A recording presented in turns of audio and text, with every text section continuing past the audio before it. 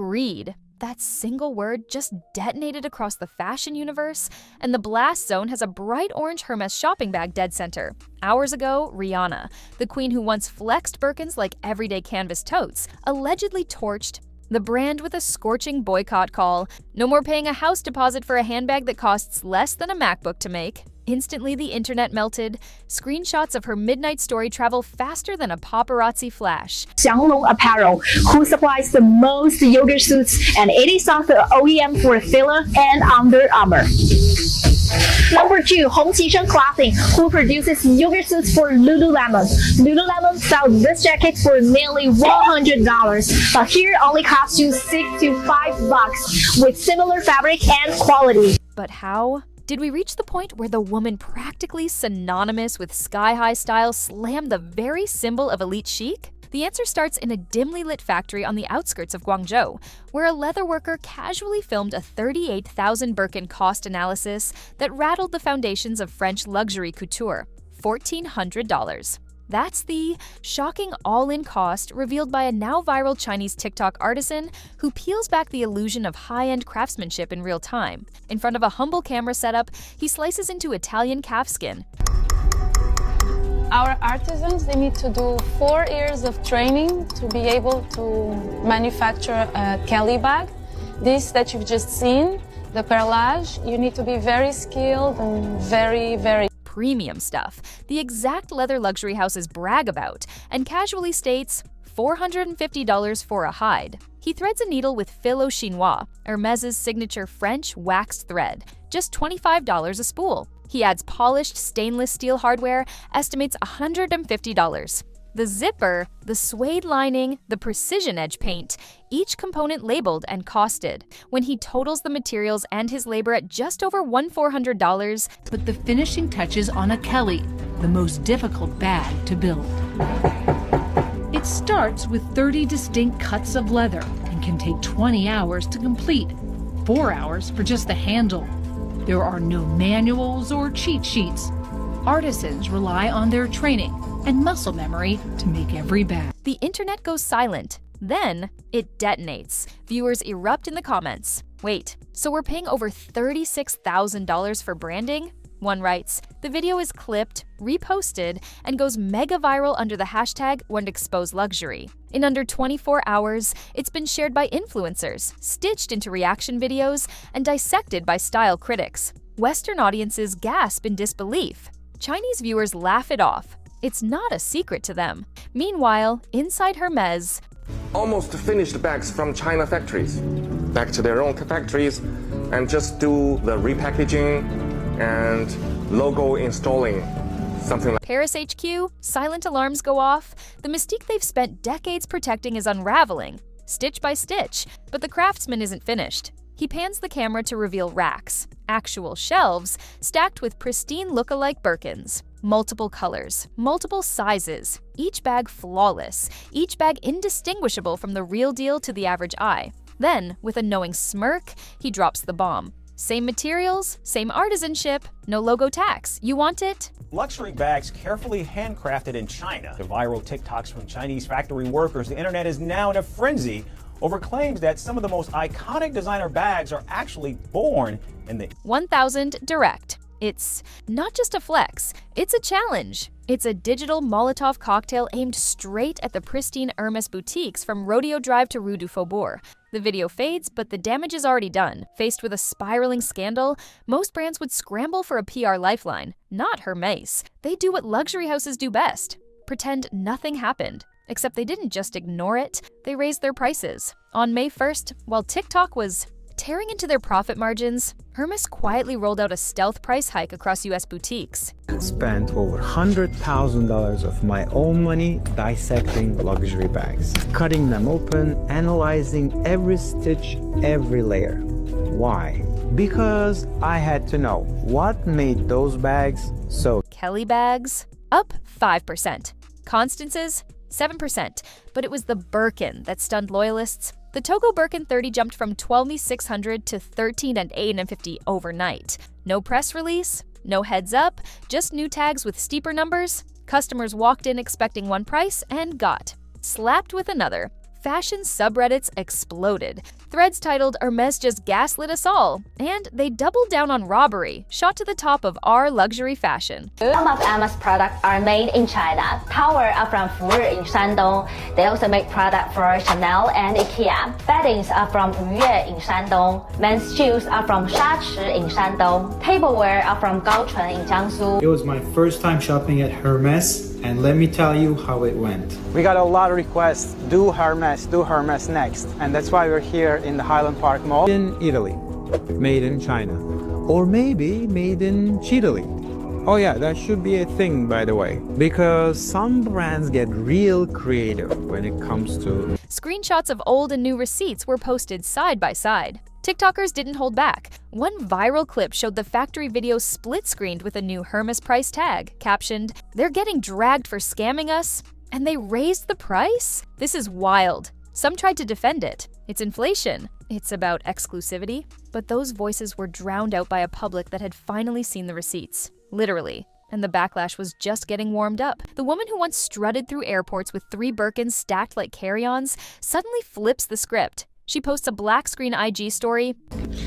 So Hermès has put out a response to China, and they have like a video in a factory sort of showing people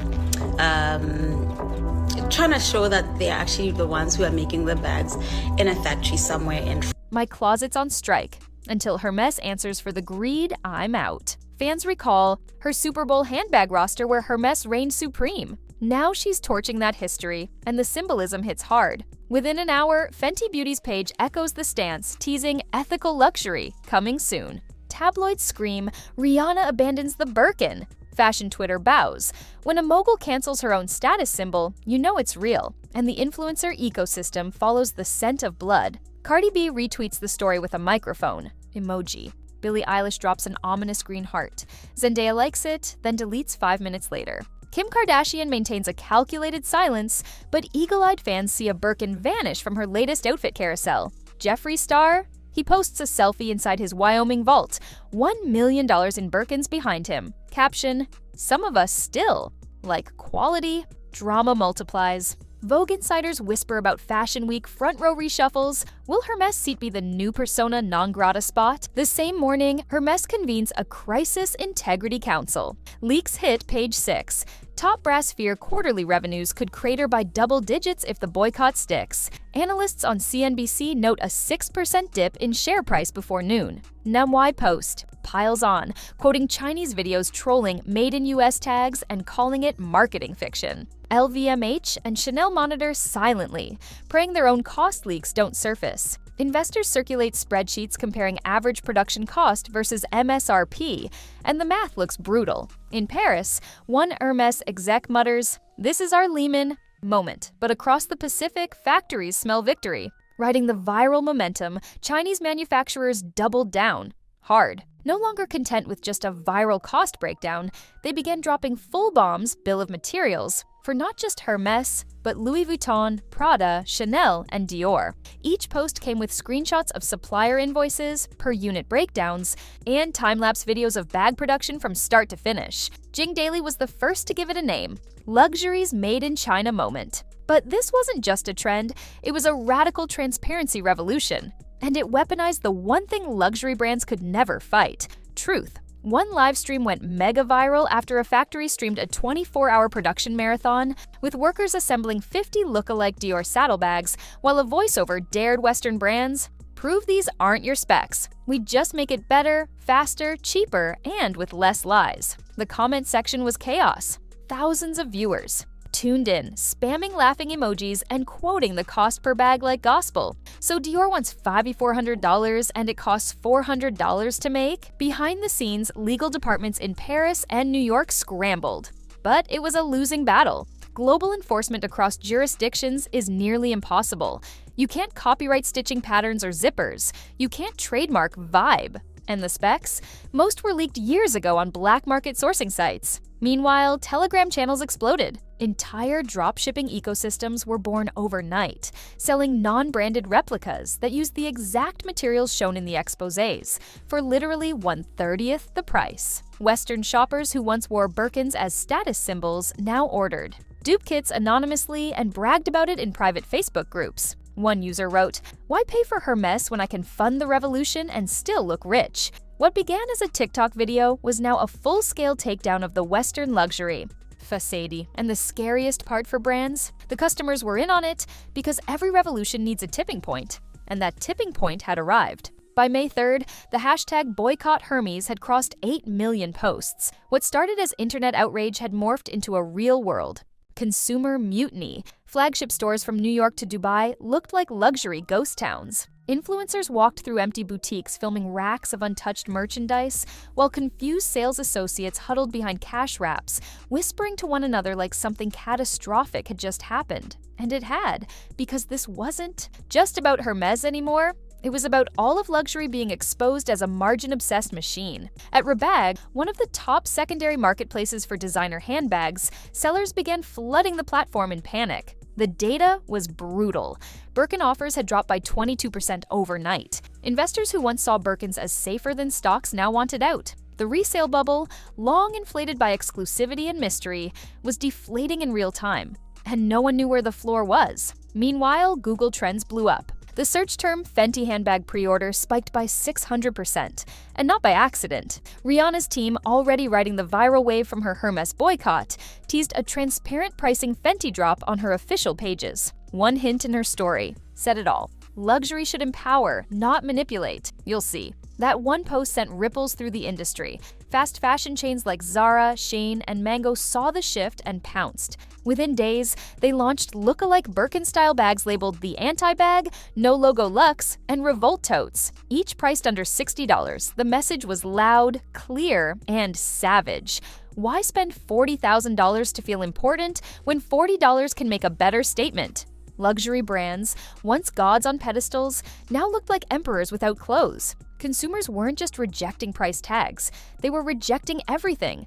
The branding, the exclusivity, the elitism. And for Hermès, the throne it once sat on wasn't just cracked, it was being auctioned off by the very people who used to worship it. Luxury was never just about leather and stitches, it thrived on mystique. Yet in a single week, a smartphone in a Guangzhou workshop, a viral hashtag, and one fearless mogul shattered that spell. Rihanna's boycott didn't merely clap back. At Hermès, it cracked open the entire illusion of untouchable craftsmanship. Now, every embossed logo invites side-eye. But how much did that really cost to make? Whether Hermès issues an apology, a price rollback, or a lawsuit, the genie won't crawl back into a 38 Delantilo bottle. So next time you see that iconic orange bag strut by, ask yourself, is it a badge of honor or a receipt of corporate greed? Because after this firestorm, the world might never look at luxury, or at Rihanna, the same way again.